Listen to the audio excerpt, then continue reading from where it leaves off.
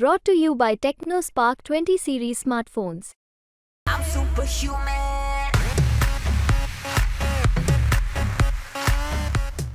मी रोज बैठका घेते गेले 30-32 दिवस झाले आणि रोज मी लोकांच्या भेटीगाठी घेते. प्रतिसाद तर चांगलाच आहे. आता बघू मतात कसा उतरेल.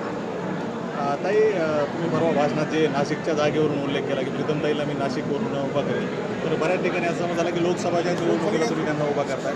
नेमकं काय त्या बोलण्यामागचं? हे बघा, एक समज होणाऱ्या लोकांच्या नासमजपणाचं हे लक्षण आहे. असं काही नाही आहे. एखादी सभा आहे, मी दिवसातले 8-9 तास बोलते. 30 दिवस झाले मी बोलायला. म्हणजे काय, तुम्हीच गणित करा किती तास बोलायला.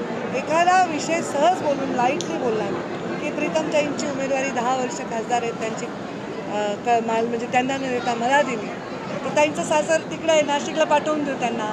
एवढं स्वागत जास्त झालं तिकडून, बरेच लोकांनी मेसेज केले. पण मी काही उमेदवारी, कोणत्या लोकसभा उमेदवारी, विधानसभा काहीच म्हणले नाही. तेवढं बोलण्याचं म्हणजे तो विषय परत मीडियानेच तसं दाखवला. पण ठीक आहे, मला त्याचं काही उत्तर द्यावं असं वाटत नाही. ताई, 7 तारखेला नरेंद्र मोदी साहेबांची सभा आहे असं काय नेमकं सभा आहे? नाही, आता माझ्याकडे त्याचं काही डिटेल्स नाही. ठिकाण वगैरे काहीच नाही.